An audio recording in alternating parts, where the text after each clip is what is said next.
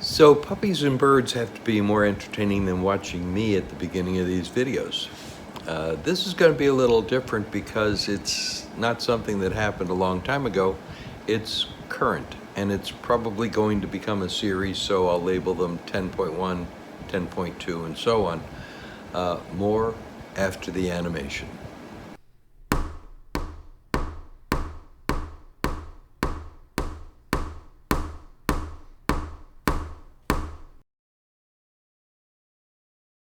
Well, I talked about the Triumph Stag that I have in Legacy video number 6, so I won't bore you with it, except to summarize that I fell in love with these when I drove one for a week in 1972 or 3 when I was in the Air Force, and it took me something over 50 years to finally buy one.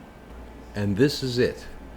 I wasn't looking for Stags when I found this. I was actually checking a place called the Volo Auto Museum in northern Illinois. We used to live near there, and they have all kinds of cars on display, movie cars and specialty cars, but they also do consignment sales of cars.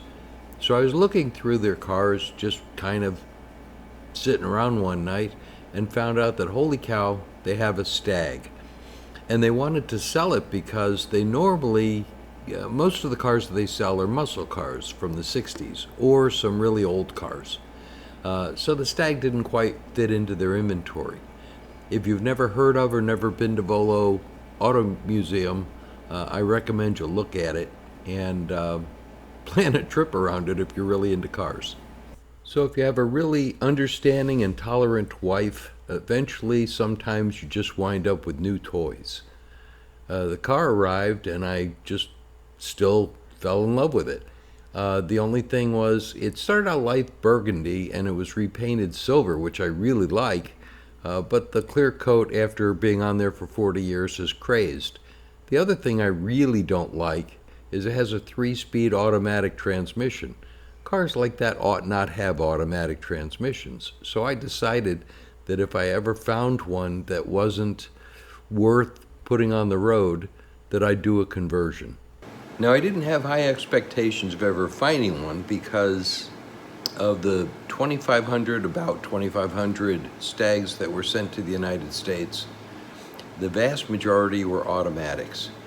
It seems like even in the 1970s, the car manufacturers in Europe assumed that Americans would rather have automatic transmissions. But then I found one. So I made a deal with the seller and got the money together, and my grandson and I went on a 3-state road trip and rented a trailer, and this is what we brought home. It's a 1973 Triumph Stag that was garage stored for the last 40 years. It was last registered in 1984.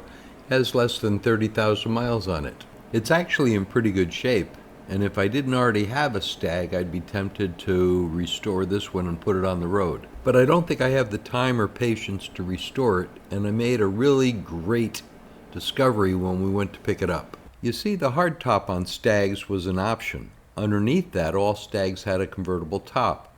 When I got the silver one and we looked for the convertible top, the frame was bent and broken and the top was rags. So how exciting when we took the hardtop off the white car and checked for the convertible top, and after spending 40 years in a hole in the back of the car, it's in great shape. So the final decision is made. The white car is going to give up its convertible top,